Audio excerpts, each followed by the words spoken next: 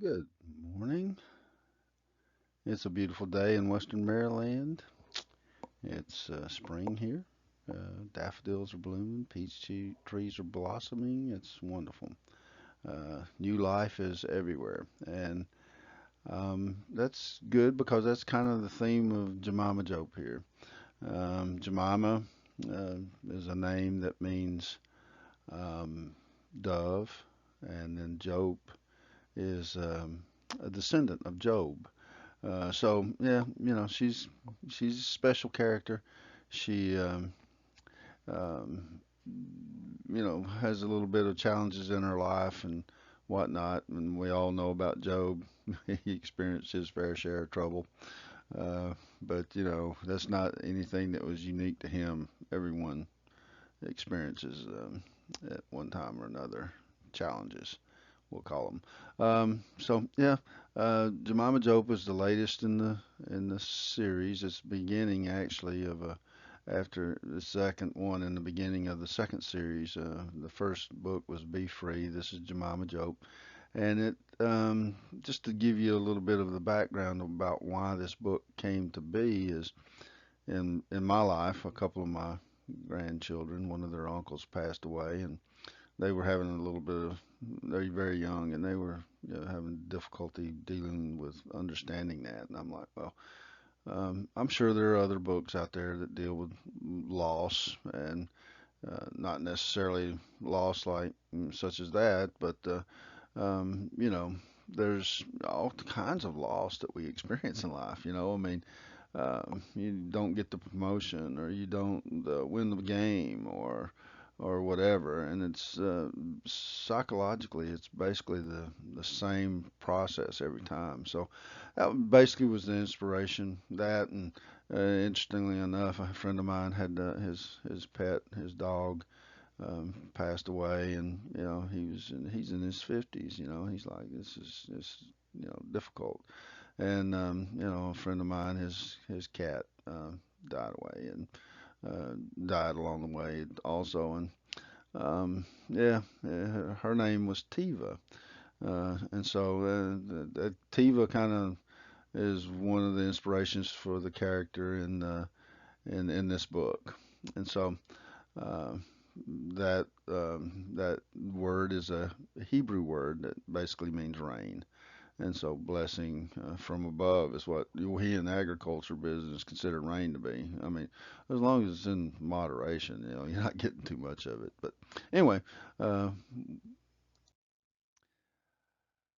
throughout Jemima, she's an interesting character. She's from the '60s. She was a flower child, if you will. And so during the course, as the book moves along, there's a lot of dialogue between her and herself and the animals, and it's in '60s kind of slang. So it's not meant for you to attempt to explain to your child what are they talking about.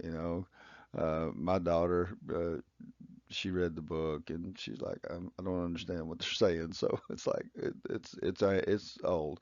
But if you got grandma and grandpa and they read books to their children, they'll understand this book. So this book, every night my granddaughter has to come down here and look at this book.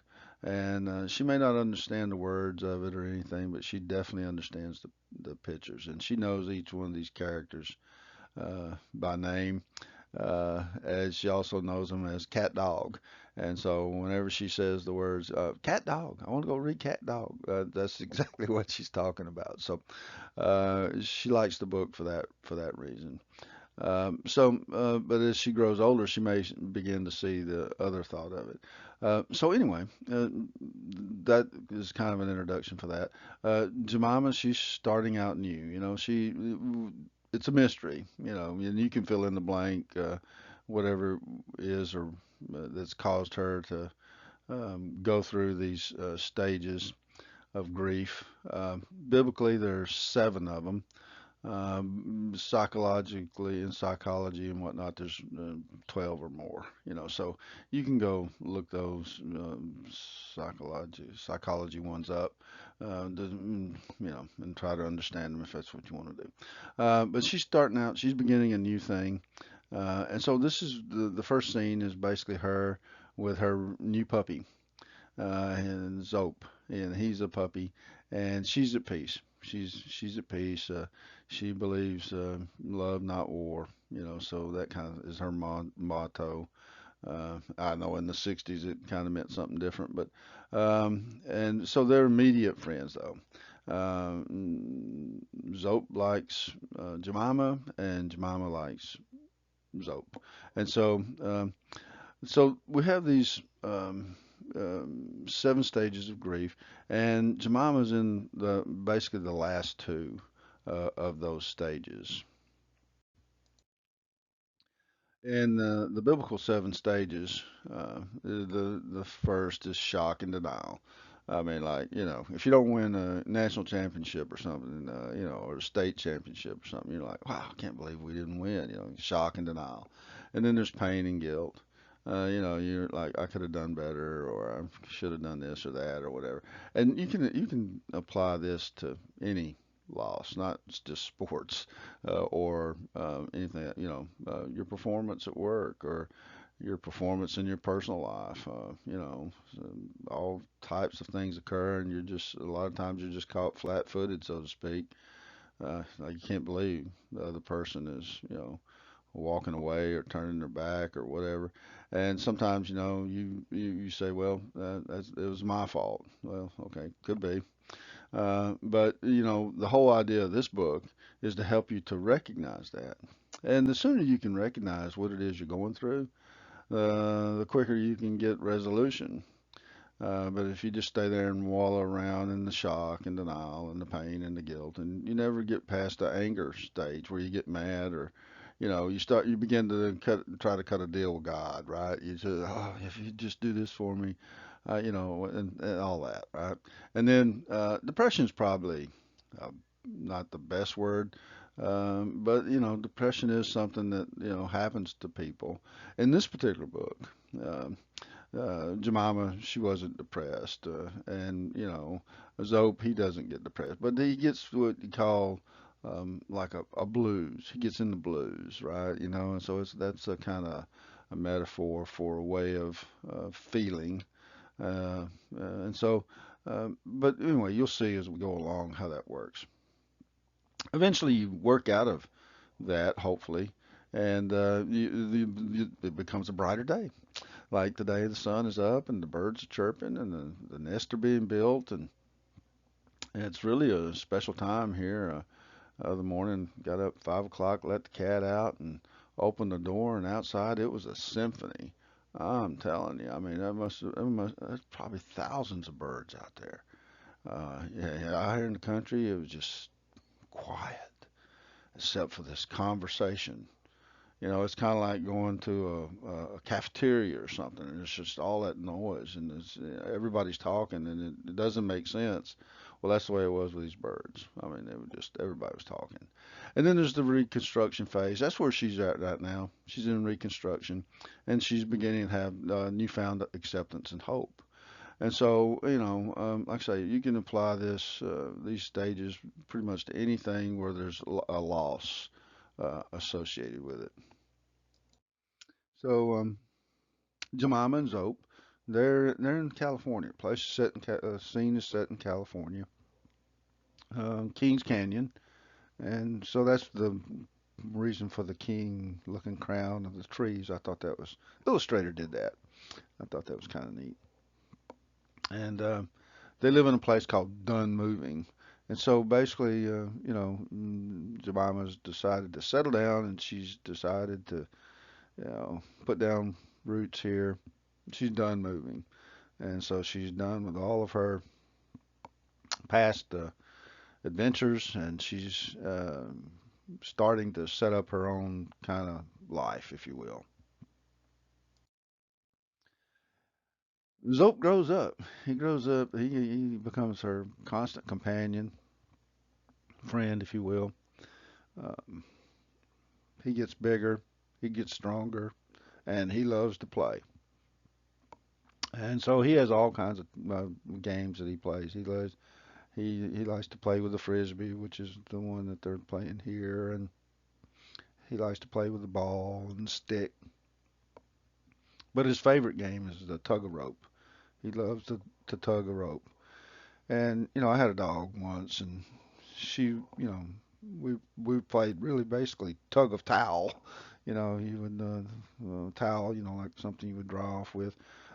She would love to just grab a hold of the end of that and you know fight with you about it, and she'd clamp on, and it was really a fun game to play. But she just never got tired of it. She anytime, anywhere, loved to play.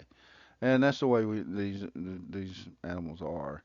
And this is the heart symbol is on Zope's chest. And, it just naturally grows there because he just love and affection for Jemima.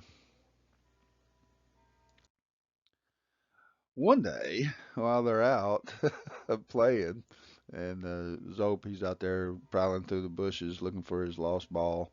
He comes across Tiva, and Tiva is a cat, and she's kind of hungry looking. She's kind of been abandoned, and but Tiva has a protector. You can see her in the background there. There's somebody looking over Tiva and make sure that she's not harmed and whatnot. But I don't know. I guess Jemima and Zope they don't even see the lioness. Uh, so I guess it's like they're not looking for it. She's very well camouflaged, but she's lean and hungry, and so they take her back to the ranch, and there's a verse on the wall that talks about one of the inspirational ones for being able to cope with things, and you can do all things through Christ, who strengthens you and provides you with power and thought and ability and everything that you need. You already have. So you just have to focus on that. Now, the world has a different point of view, and okay, I'm not going to argue with that. I mean, try what works best. But here's what I found. This is the interesting part of what I found is pretty much people will try anything else first, and then they show up here, and this is where they get results. So, Zope, he's sitting there, he's looking at the cat, thinking she's a cool cat. And Jemima, she's looking at her boyfriend, and a new beginning there, and she thinks he's a cool cat. This cool cat is far out. It's 60s words for way, wow, kind of thing. So this is a good scene. It's a fun scene. This is the first Zope meets her. It's first he falls in love immediately. He thinks she's so groovy and she's neat, and she's an animal like him, right? So yeah, it's good. They got a relationship right off the bat, and and Jemima, she's into not only into mental health and spiritual health, she's into physical health, and that's the whole idea behind the energy drink, vitamin drink there, that she takes. You got to be a little careful about some of the things that like we've talked about with Fat Cat and that kind of thing. Some of the products that you buy aren't necessarily the best, so you need to do your homework. But yeah, she's a health uh, person. Uh, Everybody back in the '60s was, looking towards a healthier lifestyles, and that's when the vitamin and nutrition thing really got going. I mean, it had been in place before that, but there was a guy that ate pine nuts out in the woods. He did commercials, Yule Gibbons, and so yeah, it was interesting time, and people were really health conscious, and so she has that aspect of her. So she good mental health, good physical health, good spiritual health, and if you want to read up on those, you can turn over to James chapter 5, beginning somewhere around verse 10. It breaks them down, the mental, the physical, and the spiritual. And so it's not a lot to read either. I mean, but you can figure it out. Anyway, so this is good. This is a good scene here. So, like I say, they love tug of rope. It's Tiva gets she gets back to healthy. She's starting to plump up a little bit. And Zope, he's obviously bigger than her, but he lets her win anyway. You know, and that's why he's saying that. Well, that's true. That's real flower power, and that's really in life. That is real power. I mean, it's easy to go out and crush somebody or do something or whatever. But real power is letting someone with lesser ability than you or lesser capability than you to let them win. It's good for you. It's good for them. It's humbleness on your part and meekness. Really, meekness not in a term that means not bold. Meekness was really in the biblical times was something of strength. And so but that's a true demonstration of power. And so Zope demonstrates that. Uh, he's talking here in the book, and because if I put in the words bark, bark, bark, bark, bark, well, y'all wouldn't know what that meant. So I translate that for you. It's not like he's actually talking in English or anything, but I don't want to confuse anybody. Some people say, well, it confuses children if they see animals talking. And I'm thinking, well, I must really be confused because I saw a lot of Saturday morning cartoons where the characters were talking, and that probably explains some of my issues, right? And so, but yeah, the symbol here is the sand, and that's one of the symbols you're looking for. You're looking for the messenger, which is Jemimah. You're looking for the heart symbol, the rainbow symbol. In the earlier part of the presentation, you saw the fog bow. In the Jane Trumpet Train, which you probably yet to see that video. There's the moon bow, and we got a book coming up, Snowflake, which is an interesting book, but it has a snow bow, and so there's lots of rainbows out there other than the normal one that you usually see that's associated with rain. And but yeah, some of these other rainbows, moonbow and things of that nature are very rare. And if you ever see one, you've actually seen, you consider yourself fortunate.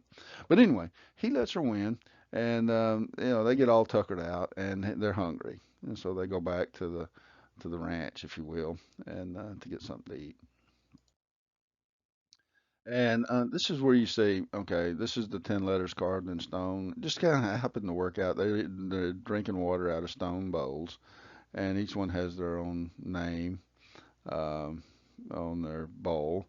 And so one's Tiva Jope, another one's Zope de Jope. And they're 10 letters each, which kind of worked out nice, for me.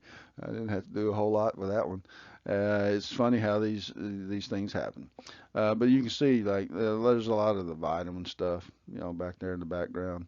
I'm not, yeah, I mean, I have vitamins that I take on a personal basis, and I was visiting with my physician recently, doing my uh, 16-year checkup. I went in for a 16-year checkup. I had to do that, and but I was telling her I take K2D3, and she's like, "What's that?" So, I don't know. You guys can go look it up, but it's good stuff. And C vitamins, B vitamins, B vitamins are great for attitude. And so Jemima's really into this, and then there's the mystery vitamin down there, the question mark. But like anything, you got to be careful about. There's a lot of the stuff that's out there that's not, really healthy for you. Anyway, so after they get fed and watered and everything, and they just cuddle up together. And like I said, granddaughter loves this scene right here. And it's not so much the cuddling scene on the little rainbow, uh, you know, carpet or whatever. It's the lion with the crown. She loves that. Oh, the lion, so. You know, we, they're Tiva has guardian, you know, and everybody, contrary to popular belief, has a guardian angel. Everybody does, you know, and so you can always pray for people to, be better, you know, earn their wings, if you will, let the angel earn his wings, like in some videos and stuff. But yeah, it's a good thing. It's an opportunity to say, Tiva, someone's looking out for her. Anyway, one day, going along, Zope gets rejected. Okay, I mean, have anybody ever been rejected? So, all right, so she gets rejected, or he gets rejected by his new best friend. She goes into hiding. She's under the porch there, and she says, "Nope, not coming out." Nope. And so, Zoe's like, man, she's so square, so, she won't come out and play. He wants to play, but, Tiva needs some alone time too, right? I mean, so, something's going on with Tiva, right? So, and so, Zope is experiencing his first loss. Okay, as in, he's young still. He's probably about a year old or whatever, and he's always had Jemimah. He's always had Tiva, and now he don't have Tiva. And he's out there. He's got his rope and his ball, and he wants to go play, and she's not around. She won't come out. Yeah, so he gets a little sad, and so the next scene. I just kind of use these emoji things, right? So, there's shock and denial. That's the first one there in the green. He's like, "What? She doesn't want to play." And then he's got the pain and guilt. Like, did I do something wrong? Why don't she want to play? And then he gets mad about it. So that's the anger and the bargaining thing. And then he goes into depression, right? And this is probably, like I say, a bad thing because he's actually kind of blue. Like the scene is. He's not depressed. He just kind of blue. And there's a difference between, depression and just being blue. Okay, depression has a whole slew of other symptoms. Just a constant.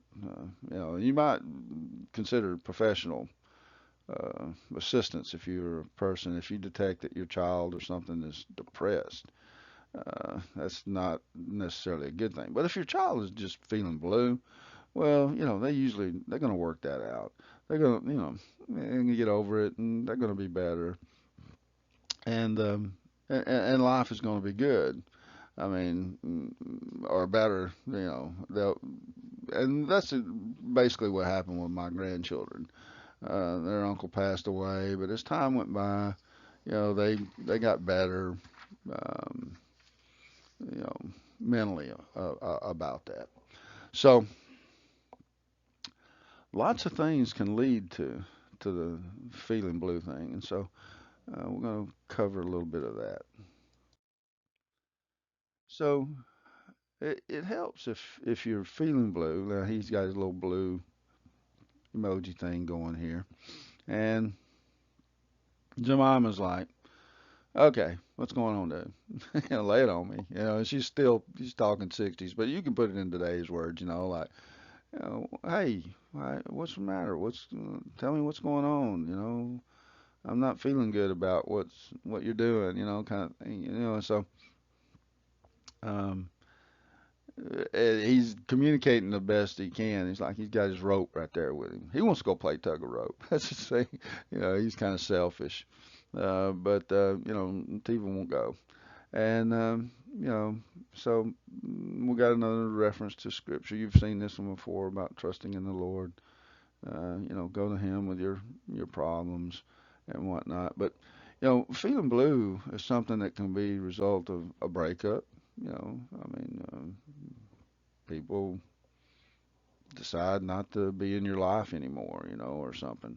Or you might get in an argument with a friend and you feel bad about it, or some type of other betrayal or something. It gets, it doesn't get any more deep than the betrayal that Jesus, Yeshua, experienced. You know, being with a kiss. I mean, that's about as rough as it gets. But yeah, he was forgiving. He was a forgiving person, and so you need to um, um, manage to learn to cope with that. Realize, okay, I'm still me. I'm okay, and I'm gonna move on with me and whatever. And if we can work it out, we'll work it out. If betrayal can be overcome, then maybe might be worth pursuing. But and then like the one we talked on earlier about loss of a friend or a pet or something of that nature.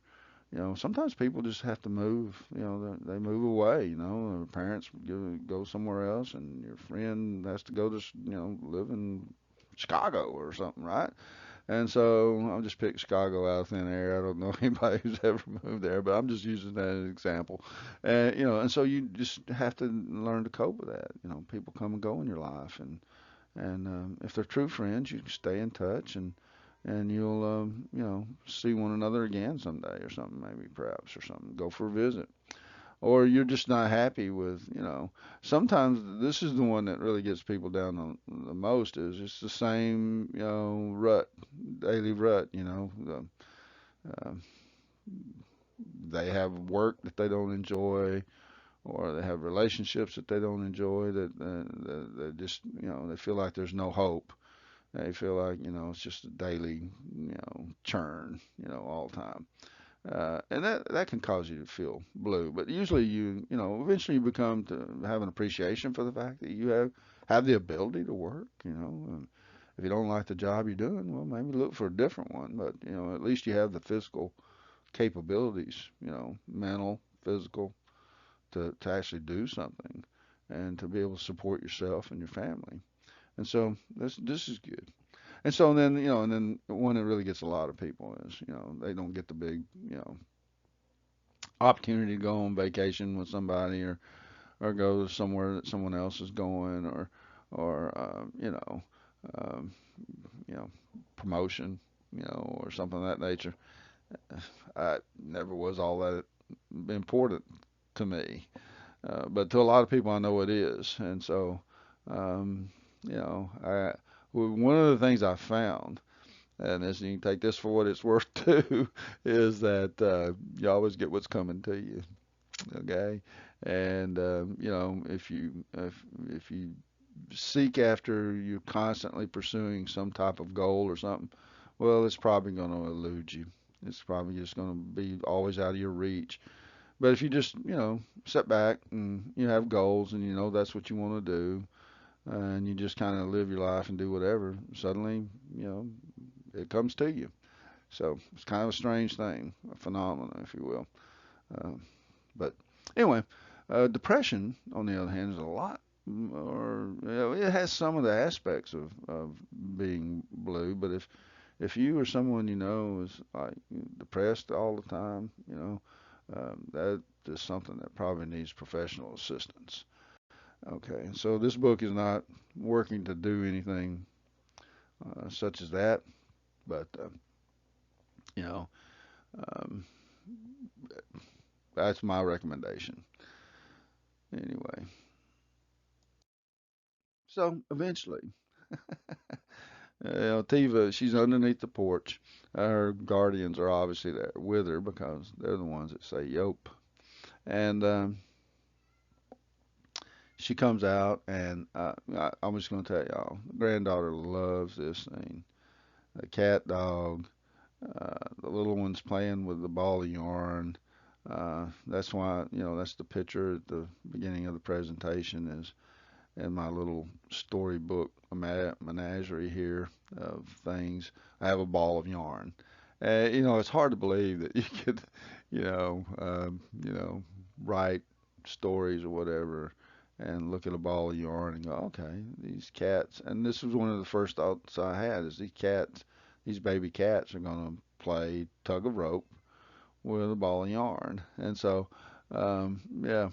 And so it's like, yeah, I guess, when you're sitting there and you're thinking about the characters and what they do, and I just put down, what I'm thinking at the time. But my granddaughter, I had no clue that this would be something that would be like just wow for her, a big moment of something that she needed. But she loves this scene. And so that's why we added all the little heart symbols because, uh, you know, these two love each other, and and Zope, he now understands. He understands that being selfish is not good. Give Tiva some space. Let her. She has something she has to do. She can't just be out playing tug of rope all the time. And but it's obvious that from all the time when they were playing and playing tug of rope, some of that got passed on to the children. So I don't know how you believe in that kind of stuff or not, but just watch the things you do and the things you say and whatnot. If you have young children that you're carrying inside you, they hear it. You may not believe it. They hear what you say. They see what they may not necessarily see with their eyes, but they see spiritually the things that you see spiritually. And so, yeah, just remember that for what it's worth, right? Anyway, and so it all winds up one big happy family. And there they are. I think copacetic is a word that probably ought to be revived because it's really a good word, and it's just like everything's perfect, kind of thing. And this is the time to weep, time to laugh. Part of the book of Ecclesiastes. Um, you know, Live in the present. That's what it's for. It's for now. It's what you have. The past, really and truly, doesn't exist. I mean, the moment that you had, I mean, it's a memory. It's there, but you can't recreate it. You can't touch it. You can't feel it. And tomorrow, the plans you have, they may happen. They may not happen. So really, the future doesn't exist. But what you do have is right now. This very moment, the moment we're talking about when you're seeing this or watching this, is the moment you have right now. And, that's the way your life is always going to be. And so you need to learn to live that way, live in the present, you know, uh, have fond memories, bad memories, you know, work to release them, forget them, move on. And so this book attempts to do that. Now, I'm sure there are other books out there, and I don't know. I'm sure there are other kid books out there, and I'm sure they do a really good job of dealing with this particular subject. I'm limited by the number of pages and illustrations, so I attempt to pack a lot into a few pages. But I think the book has a good message. I mean, even if you just read it just for the rhyming words, Zope and cope and mope and all the all the rhyming words that are here for teach a kid about rhyming words. The illustrations are nice and they're fun and whatnot, but the underlying the bigger message that you can share with your children when you're reading and when they get to the age where they understand what you're talking about, um, I think it's beneficial too. And it's a lesson that you need to learn because um, you know uh, that's the way life is. And so the sooner you learn to recognize the signs and recognize how to cope with it and deal with it, the better off you'll be. You'll be able to function better as a young adult, as an adult, and as a parent, and whatever it is you become in life. So anyway, in the final scene here, you see the star, and the star is basically the reminder that he's coming.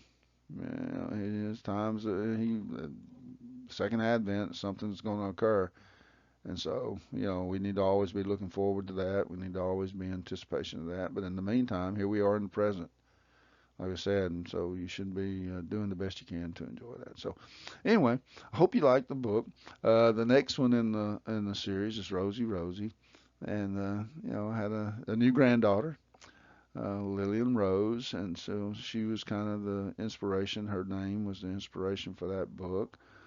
Some of it. And I think it's a good book too. It's basically going to be dealing with the Proverbs 31 wife, okay, and that's a tall order, but it's Rosie does a good job at it, and so it's almost out of design. It's actually in the early stages of design and cover, and probably being released here later, early late spring, early summer. And so we're excited about that. And then we have JG and Snowflake, and there's Kismet, and Who's Greg, and we got a lot of other books coming down the line. Endless line of books dealing with different topics. Greg the evangelist. He's out there evangelizing, and JG, he's awesome. He's like a selfless, servant. He just, anything to help kind of thing. So these characters are all good role models for your kids and whatnot. And so um, I'm going to add another slide to this. We have a website now, and I'll cover some of that on the last slide. Anyway, uh, if you're interested, click ahead. And if you're not, well, thank you. I hope you enjoyed the presentation, and I enjoyed talking with you today. And take care. You know, be a godly person. Take care. Be kind to everyone you meet. Take care. Bye. Okay, so this is the contact page for those of you who are still here. We now have a website, yishkeni.com, and we have our contact information here if you want to call or you want to send an email. We have a Facebook page, or you can just do, like I say, just normal mail, send it to the P.O. Box here in Big Pool, Maryland. Or you can just go straight to Christian Faith and just order the book there, or go online. There's everybody has it, and the next slide shows the press release, and it gives an example of a lot of the companies that carry the book. And you can get the book in a paperback version or hard copy version, or something more durable. I found, or electronic. You know, or you can even try your library. Some of the libraries around the country carry the electronic versions, and we distribute hard copies. So if you live in one of those areas of the country, they may have it, or they may know how to get it. It's not that expensive for them to get an electronic copy. Anyway, so this is it, and it's constantly evolving. We'll probably with Rosie next time around, we'll go back into introduce the team members again and that kind of thing. But in the meantime, we'll leave it here. The next slide is the press release. So, like I say, this is the press release. For the book. It's currently, like I said, Barnes and Noble, Amazon, all those people, they carry it. Christian Faith, you can go there and, order direct from them. Or, if you're interested in like, a bunch of them, you can always call here and see if you get, whatever we can do, payment, I don't know, some way or another. But yeah, uh, it's a good book. It's a good one to have in your library for your kids. Good one for you, your family. Makes a great gift too. You want to give a book as a gift. So anyway, thanks for again for being here today and spending your time with me. I know your time is valuable, And so, and I appreciate your support. Thank you very much.